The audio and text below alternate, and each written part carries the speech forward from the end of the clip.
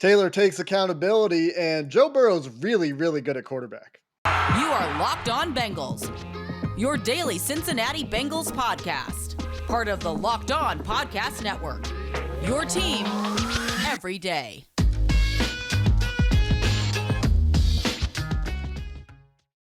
What up, Bengals fans, and welcome to another episode of the Locked On Bengals podcast. I'm your host, Jake Liscow. He's your host, James Rapien. Today, we're going to get started with a look at Zac Taylor's Monday comments. He continues to take accountability for his decision in overtime to run the ball twice in a row in the red zone or in the red zone fringe area. And well, the question is going to be, can he learn from it? Because this isn't the first time that Taylor has had a hard time closing out a close game. Not this year, not in his career. The record in close games is what it is. We're also going to talk about Joe Burrow and what's making him so great this season. But we're going to start with Taylor. And the reason we get to start with Zac Taylor's comments, James, is because you asked him a really good question in his press conference today, and he humored you with an answer. Yesterday, you said that the end of the game with Burrow and deciding to run it might keep you up and you might lose some sleep over it. Did you? Yeah, I did. Yeah, that's, here's what you look at.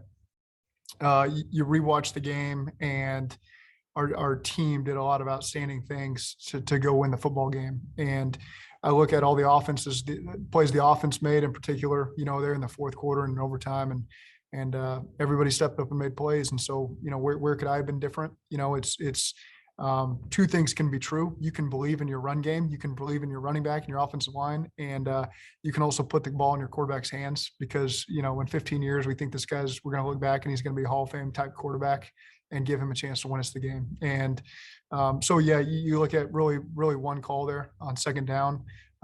Believe in the run. I think that's a great run for us. We got 6 yards on that to start the half. Which would have gotten us first down, but at the same time, our quarterback's really feeling it. You put the ball in his hands and you give him a second down and a third down to go convert that and scores a touchdown. And maybe you walk off the game with a walk-off touchdown and the game's over. So those are just the things, we are transparent with our guys, and we ask a lot of them and they ask a lot of us, and we're all in this thing together. And so, that's one that you would do a little bit differently. Honestly, I ripped the hell out of Zac, and I went back and, I was dancing around. If you watch our YouTube, and I was pretty hyped up on Sunday night after the game. And then I woke up Monday morning and I was angrier, and I was even more flabbergasted and just, are you kidding me? And then all of the numbers that we're going to get to a little bit later in the show about Joe Burrow come out. And it's just like, even more mind-blowing. And so I ripped him on my YouTube channel and wrote plenty of things and opinions about it. And so then I was like, all right, I'm going to ask him. And so the fact that he, one, acknowledged it on Sunday and acknowledged it again Monday, kudos to him for that. He deserves credit for that. I don't think there are many, if any, other NFL head coaches that would have done that. Now, that doesn't take away from it. It's still an F. I still feel the same way about it. Joe Burrow is dealing, and he's man on fire, Denzel Washington style at Paul Brown Stadium. And Zac Taylor said, no, we're going to go to the other. I don't want to get into it again because we know the answer. But I do give Zac Taylor credit for owning it. And then the next day, owning it again when James Rapien of Locked On Bengals is like, hey, man, did you lose sleep like you said you would? Man of his word, right? Lost to sleep. He told us he would lose. Look, I don't think we need to belabor the point. He made some mistakes in the game. We talked about him yesterday. I mentioned some specific criticisms that I have of the way the game was managed, the way the game was called. And the thing is he going to learn from the mistake, right? Is he going to learn the right lesson from the mistake? He's gone back and mentioned the decision early this year to go for it from his own 30 on a 4th and 1. And they haven't really done that again, right? And so the lesson he seems to have taken away from that, and they have gone for it on 4th down, but I think they were better going for it on 4th down last year than this year. And I think that since that moment, going for it from their own 30 when they didn't make it, they kind of clammed up. And so can he learn the right lesson? right? Can he learn from that? It's each fourth down needs to be evaluated individually, and I shouldn't change my core beliefs about going forward on fourth down. I just maybe need to change my understanding of, do I go for it on fourth down in that situation from my own territory? Mhm. There's some granularity there, right? And so the lesson here is is kind of equally tricky, but it's put the ball in this guy that, Hall of Fame quarterback, he's calling him. And we'll talk more about Burrow later and why, maybe that's not such a crazy thing to throw into the world in his second season, because he's having a great year. But that's how they believe in this guy. Absolutely put the ball in his hands, right? I mean, we Mhm. saw Kyle Shanahan put the ball in Jimmy G's hands, and given the Bengals at that point in the game were without Chidobe Awuzie, without Trey Hendrickson, the defense depleted, without Logan Wilson, without Akeem Davis-Gaither, et cetera, et cetera, et cetera. Trey Wayne's name guys, they're hurt. Kyle Shanahan said, "You know what, Jimmy G, you almost turned the ball over 3 times in this game. I don't care. You're going to throw the ball in overtime anyway." And then he Yeah. rewards you with a game-winning touchdown pass where Deebo Samuel did most of the work. But regardless, Jimmy G actually made some plays in overtime, and his coach stuck with him. And you would like to see Burrow get that extra opportunity. We talked about it yesterday. Taylor's acknowledging it here. And going forward, like I've said, can he learn the lesson? Can he implement the right takeaways from this moment? And the next 4 games are going to be big. He's got to win. They've got to get into the playoffs, I think. And that's the expectation that ownership should have. That should absolutely be the expectation after a 5-2 start, after a 7-4 start, and after a chance yesterday to take the lead in the AFC North with 4 weeks to go. And that's the part of it, man. Now they're the 9 seed. Set you back. You're still banged up. By the way, injury updates: Trey Hendrickson day to day. We'll see on him, but the Zac said that there was a positive outlook. Admitted that it was spasms in Hendrickson's back. So who knows? Maybe that sack streak of 9 games can turn to 10. The NFL record is 11 straight. Just so we're eyeing that. So hopefully Hendrickson can do that. And then Chidobe Awuzie, I talked to him, and you actually hear from him later on the pod here on the Vonn Bell penalty. But he's fine-ish. He's going to have to be really monitored throughout the week, and expects to play on Sunday, though. I asked him straight up in Denver. He expects to play. And usually when a player talks to the media, that's a good sign. And then Riley Reef still up in the air there. So there's your injury update. But yeah, it's cool that he admitted that Joe Burrow, like, Hall of Fame. But by God, if that's what you think, it just, and everything points back to that, and that's what stinks.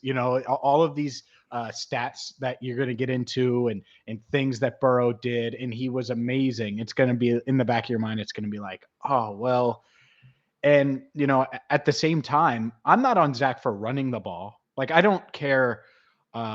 He ran it after the T. Higgins play, the 26-yarder. He handed the ball off to Mixon for no gain. Then on 1st and 10 after the play to Uzama in overtime, it was a 6-yard run for Mixon. No problem there, but it's 2nd and 4. Guess what I want there?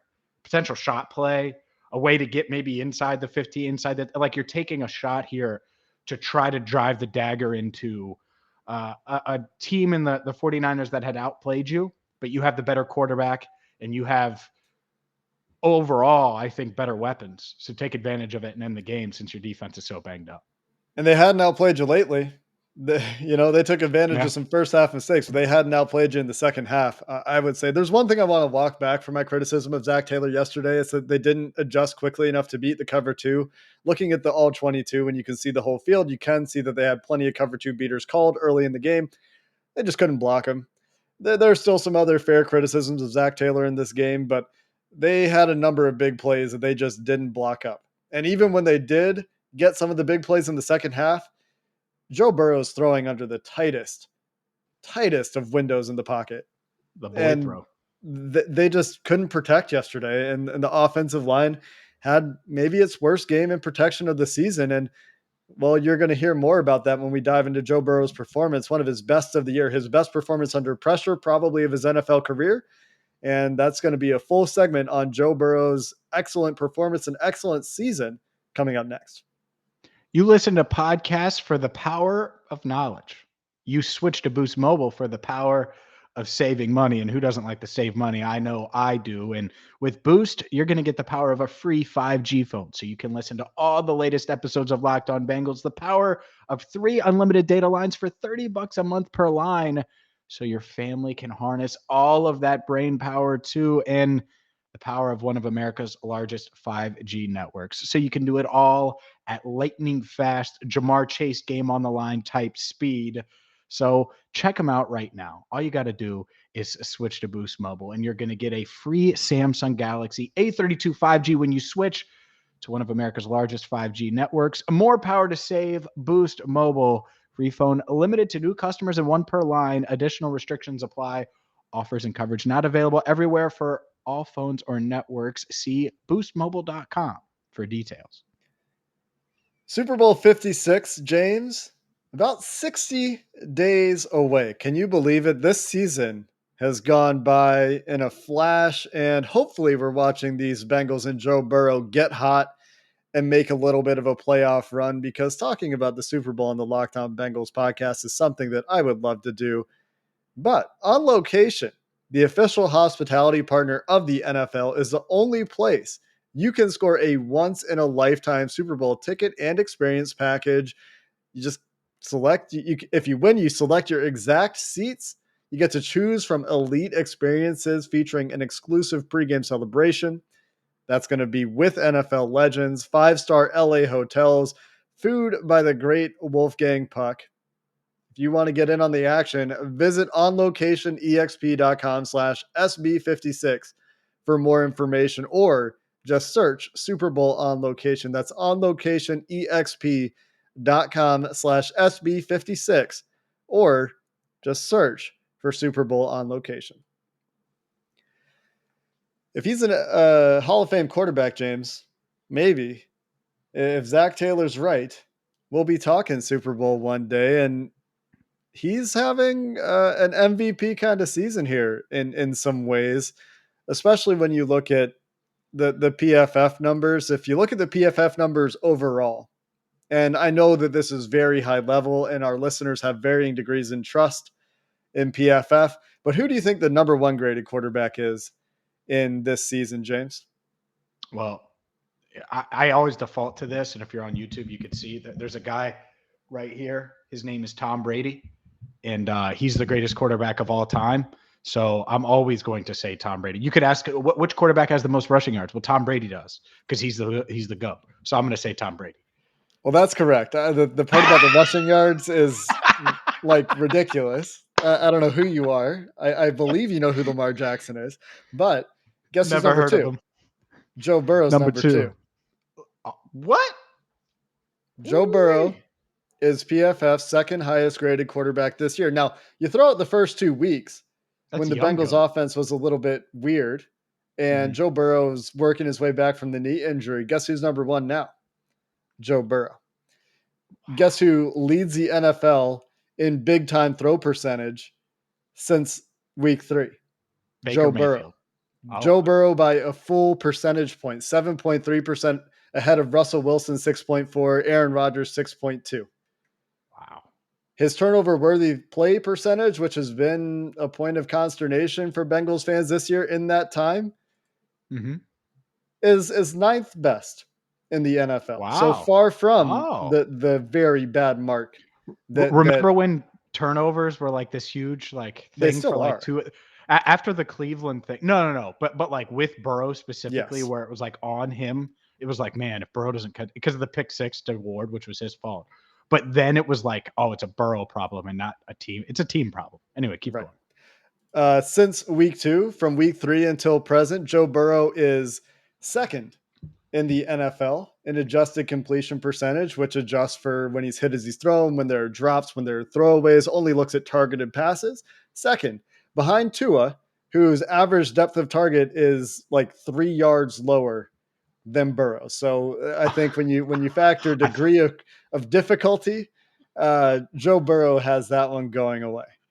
I thought you were going to say his average depth of target was 3 yards, and I kind of believed you. That dink and dunk little guy in Miami. I can't believe I thought Tua. Yeah, I can't believe Tua. Like there was one point in my life where I thought Tua was going to be the number one pick in the Me 2020 too. draft. Me too. So I think a lot of people were what there. You're not yeah. alone on that mountain.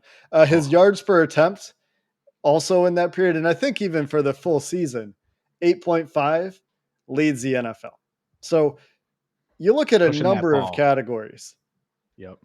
Joe Burrow has been the best passer in the NFL from week 3 on this year, according to PFF, according to all these stats I just rattled off. And, you can talk about some faults. He's maybe putting the ball in danger more than you want him to. He's top 10 in turnover worthy pass percentage, turnover worthy play percentage in that period of time. But maybe you'd like him to be, more like Tom Brady, 2% instead of 3%. Maybe you'd like to see him navigate the pocket a little bit better.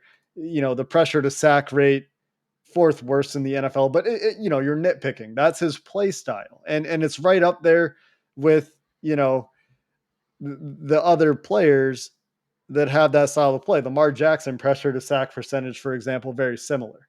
Mm-hmm. So from a statistical perspective, and from this big time throw percentage perspective, which is a subjective PFF stat, he had 4 of them, 5 of them yesterday in that game. The Yeah. Tyler Boyd 5 of them. sideline throw, the Jamar Chase Both Chase touchdown, the throws. Jamar Chase drop touchdown, the other Jamar Chase touchdown, a One T to Higgins too, Higgins, I think. a, Yeah. a T Higgins cover 2 beater. I mean, on yards, on targets 20 plus yards down the field yesterday, James, 4 of 5 for 105 yards, 2 touchdowns, and Chase's near touchdown. Clinical. So and here's the bummer in all of this is you're saying all that stuff and you're rattling off the stats and he's got 25 touchdowns and he might break the Bengals record if Jamar catches the damn ball, and he did towards the end of the game. Might break the Bengals record for touchdown passes in a season coming off of a torn ACL. Oh, by the way, did you see how Dak Prescott has played the past couple of weeks? I don't know if it's a runaway anymore for this comeback player of the year race. But you know what would have really helped it? What would have really helped it was winning the damn game. And that's the thing, is like he has all these stats. And if they had won, handle business against the Jets, if they had won against the Bears in week 2, just any of those games, or on Sunday, or not turn the ball over 52 times against the Chargers, then we're probably talking about a playoff team, maybe a division winner. And maybe we just assume he is a shoo-in for comeback player of the year because the perception is different. And maybe we're talking about different things because up until different awards, I'm talking about the MVP award, by the way, because up until about a week ago and maybe until Sunday, the MVP was pretty much open. And I think Tom Brady has a pretty good handle on it now. But the world would have loved for Burrow to grab it. And I just don't think they have enough wins as much as anything. Now, the stats aren't all the way there either. I get that. Justin Herbert's thrown for 30 touchdowns. There was a little lull there for Burrow for a couple of weeks. But, man, it shoulda, coulda, woulda. But if he finishes with a strong final 4 weeks, comeback player of the year, playoffs, wouldn't be too shabby. And if he continues to play the way he did, there's a chance that they're gonna win games if he continues to play like that. He had the one ball that should have been picked, but besides that, was Which one? The one with the excellent. penalty? Or No, am the I one missing one? threw over the middle, it was tipped, and then Jamar Chase caught it. It was the one bounce that Oh, really yeah. went the Yeah, Bengals' yeah. way. Oh my gosh. Yeah, Yeah, so Jamar has multiple drops, and then I tweeted, yeah, Jamar caught that one. yeah. So here's the numbers. One more set of numbers from yesterday's game. Joe Burrow is pressured on 47.5% of his dropbacks against the 49ers. That, I think, is probably the worst mark he's faced in his NFL career. The 49ers only blitzed 10% of the time to get a 49.5% pressure rate on his dropbacks. On those pressure dropbacks, when he was able to throw the ball, 12 of 13, 204 yards, and both touchdowns on pressured snaps. That is mind-blowingly Yeah. stupid production under the amount of pressure he was under against the San Francisco 49ers. Like that's dumb. That's so dumb. The last thing to mention that isn't related to yesterday's game, PFF's most stable metric according to all of their studies and their most predictive metric for quarterback success is performance when kept clean, when he's protected, Guess who's number one graded in the NFL in that category, James? Joe Justin Herbert. Oh, G.D. Burrow. wow. I mean, the guy's having a great season coming off a torn ACL with a full off season. Pray he gets there healthy. Knock on wood. I'm knocking on wood over here. He's going to be able to work on some of these things that have been issues for him this year. He's going to have that second year connection with Jamar Chase, who's going to be 22, 23 years old. T. Higgins is 22 going to in be March. 1 year older. I mean, 23. These guys are young and good, and the future is bright. And I just wanted to spend a lot of time talking about how good Joe Burrow is. And we didn't even get to talk about any of the particular plays. Luckily, we have a film review with Bengals fans coming up tomorrow to talk about. We're going to finish up with some comments about that taunting penalty, the worst rule in the NFL, and our last thoughts before we get into our film review tomorrow with Bengals fans coming up next.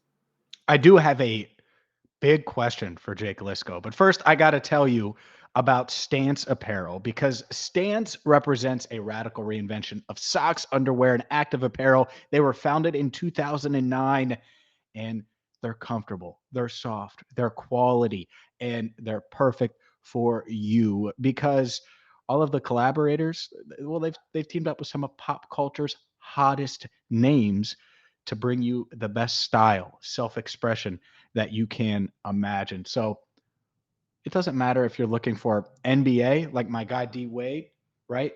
The Goonies, you remember that throwback movie? That was Jake's favorite movie growing up. Star Wars, The Office, Harry Potter, Disney. There's something for everyone. Maybe Marvel, right? There's something for everybody with Stance. Stance believes that the perfect fit matters more than fitting in, that those who feel good do good. Joe Burrow might be wearing some Stance gear. Go see for yourself. Register for an account at stance.com and get 15% off your first purchase. Use promo code Locked On at checkout to get that 15% off. Again, stance.com, promo code Locked On for 15% off. Enjoy the color and comfort of a life less ordinary with Stance. Jake, real quick, I have a question before we get into Vonn Bell's the taunting penalty, and we hear from Chidobe Awuzie. Was Sunday Joe Burrow's best game in the NFL? I don't know. That's probably really close. Like, it was his best game under pressure. He did a lot of things at a really high level. There were some issues. Like, it wasn't his cleanest game. I think he has played cleaner games. But if it's not his best game, I think it's really, really close. I mean, I think the fact that, and here's the part of it that's crazy. The 4th and 5 is nuts. And you still don't really think they're going to tie it. But he gets sacked on the game tying drive, and then they go 95 yards. That's the part that, like, the ball to Higgins out of his end zone right there. I'm like, man, he's going to get drilled. You're talking about the pressure. So I think, like, that was a more clutch game to me. And I know you were at the Jacksonville game, and I'm not trying to hurt, but like then that, because of the opponent, because of the how challenging it was. It wasn't like Jacksonville where they were rolling for an entire second half. It was, there's 12 minutes to go in the game and they're down 14 and the offense has 6 points on the board. Yeah, like I said, I think it's really close. If it's not, I mean, he had 40 dropbacks too, with the pressure he was under in that game, brought him all the way back. You know, the other Jacksonville's one where he was clinical in the second half. You're absolutely right. The other games, like Pittsburgh, 20 of 24, but he only dropped back 24 times in that game. Tennessee Which one, last 27 year games was good. Yeah, I mean, it's if it's not his best, like I said, it's really close. There's probably some other contenders. Let us know on Twitter and in the comments what you think Joe Burrow's best game was, and if you what your answer to that question is from my pal James Rapien here. I've never seen Goonies, by the way, so it's in your age range. Like I watched it, but like I was too young when it was like a thing, like where it was like out. So I figured you might have seen that thing in theaters. No? Okay. No, I mean, I know some people in my age Hey, range you who that's guys. their favorite movie, but I've never seen it. Yeah. It's good. It's good. Yeah. A couple other players to shout out real quick. we're going to hear from Cheeto in a second. So I'm just going to shout out some defensive players real quick. I think we did it yesterday. Cheeto had a good game, has been fantastic for the Bengals this season, has outperformed his contract, was a great upside. You guys remember when they signed Cheeto, if you listened to this podcast back then, I said, I think this is maybe their biggest upside signing. I was a little bit wrong about that. It turns out it was probably Trey Hendrickson, but he's hit that upside and has been fantastic this year. He's been often targeted and has been often nails. He's been really good. Trey Hendrickson, shout out Trey Hendrickson. We talked about him a little bit earlier. Got some good news. He's got back spasms. I had back spasms once. They're terrible. I couldn't move, and he has access to better medical care than I do. So there's a reason to be optimistic. Go ahead. I'm sending Trey Hendrickson a semi truck full of Built Bars. There you Dude's go. going to be good. He's going to be all right. Include some muscle relaxers in there too, and then he'll be totally fine. Built Bars are fine. The guy has been better as a pass rusher than he was with the Saints. So shout out Trey Hendrickson. Also shout out my boy DJ Reader, underheralded. Shout out BJ Hill. Extend BJ Hill. Okay. Chidobe Awuzie had some strong words, James, about the Vonn Bell penalty that I think speaks to the heart of Bengals fans everywhere. Feel sympathetic for Vonn when he got that call at the end of the first half, because clearly he's kind of celebrating a big play, but he gets flagged for the personal foul or the taunting rule, and that turned out to be a big penalty. You feel for Vonn there? That's just a ridiculous call on my end. I just don't really think that was a taunting penalty. Like there's things in the game that's just gamesmanship. It's not necessarily like flexing on somebody or standing over them or stepping on them, spinning on them. Vonn just picked up the ball, ran by the guy. The guy acted like he was going to tackle him. Vonn just kind of pointed at him, and then the guy just turned around. I don't think if you asked him, he said that he felt disrespected. So, it's just such a ticky-tack type of call that, it's kind of hard to, judge what is taunting, because then later in the game, you see the guy hit Joe Mixon and then stand over him and flex on him, and there was no taunting call. And it's like, okay, so what is taunting exactly? And it's affecting games, and we see it across the league that's affecting games. So there needs to be more of a, accountability, for that call. I don't think it should be called as often as it is, and it's affecting games. I love that Cheeto spoke up. And you mentioned this, we talked about it before the show. He's probably going to get fined for it, but it's a BS call. It's a BS rule again, because I think you could easily see that. Here's the problem though, is it saying like, I gotcha. Like it's kind of a joke, like, you're not tackling me to Alex Mack. Like that's funny. That's just kind of banter back and forth. And so where's the line? You're right. It's subjective. I think you said it on our Monday show and, our post-game show. And that's that if you're the NFL, you can't have that determine playoff games. And that's what that was. Like the 49ers, they might get in the playoffs because of that call. The Bengals might miss the playoffs because of that call. And now it isn't just because of that call, but you get my point. And you do not want that to dictate it. Like, I'll give you an example. I'm always in favor, more so than not, of a no call. I don't want a pass interference where it's kind of questionable, where you give the ball on the 2-yard line and the game's over. I don't want you to call a foul with 3 seconds to go, a charging or something like that in basketball and determine the outcome of a game. I don't want that. So that's and again, it was in the end of the first half, but that 4 points was a huge momentum change and certainly gave the 49ers an advantage going into the second half. Yeah, it's never so simple as one thing. We say this all the time. It's never so simple as Zac Taylor can't call plays. It's never so simple as taunting was a bad call or a ref made a bad call. There's always more to it, right? They're not in that situation if Darius Phillips catches the ball. Instead, they're driving the other way trying to score, right? So it's never so simple. But it does change games. And it is subjective. And there's never been a taunting call I've seen where I've been like, oh yeah, that prevented a fight later. Like the guy didn't react to it, right? So here's the thing, taking it a step further, and I'm going to put on my orange colored glasses and just complain for a second. Real quick, because I want to let you rant. The other thing, you just said the other thing I really appreciated about Cheeto, that's Alex Mack, all right? That isn't just a guy. It's a Pro Bowl center, former Pro Bowl center. He's a veteran. But it's just hilarious how many times Cheeto called him the guy. And then it was just, I was dying at it. Go back if you don't think it's funny, Bengals fans, and just rewind like a minute and listen to Cheeto. He probably said the guy like 15 times in that minute clip.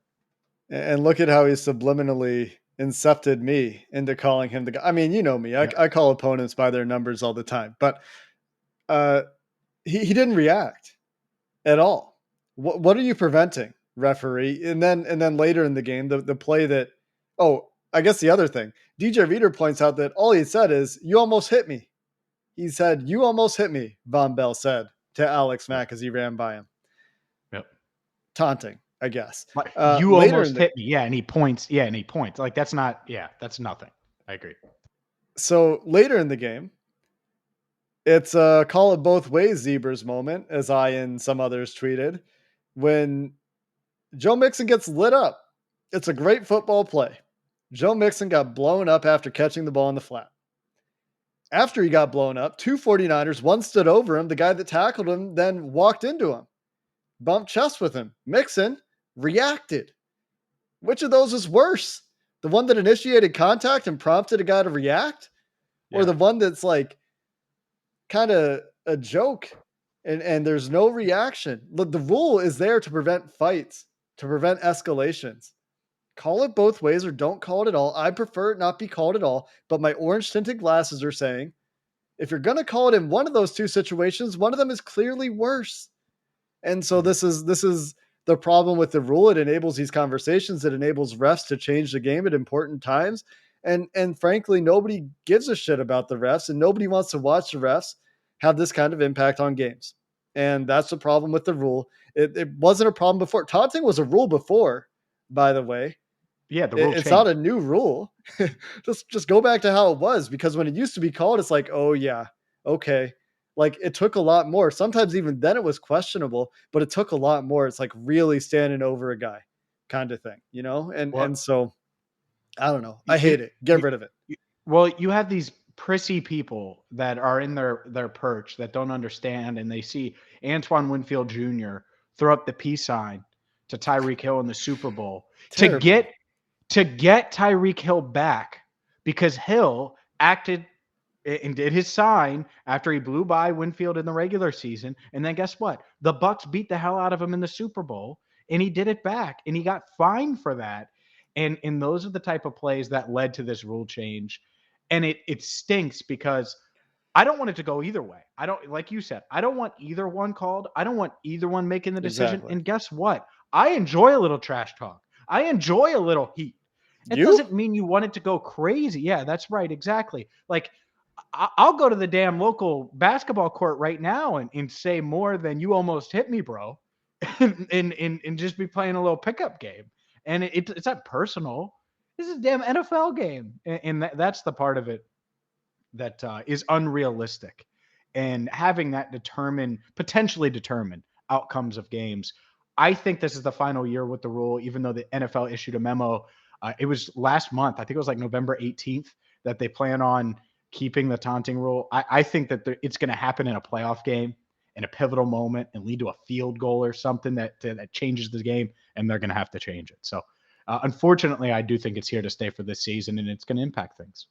It's ridiculous. I hate it. I don't know how coaches continue to defend it. The competition committee continues to defend the rule, and the optics in the year where the NFL is partnering with these gambling companies. I mean, come on. I mean, what a year for such a subjective rule to be impacting games the way they're being impacted. Anyway, that's my orange tinted glasses rant. Joe Burrow's a GOAT, or he could be. He's not Tom Brady yet, but man, he and Brady in some like company so far this year. That's going to do it for this episode of the Locked On Bengals podcast. Tomorrow we're back with Mike at Bengals_Santagata to get our film review takeaways and talk about how well Burrow played, how poorly they protected. We're going to talk third downs, I'm sure, because they were an issue. Until tomorrow, Bengals fans, thanks for listening. Hoo day, and have a good one.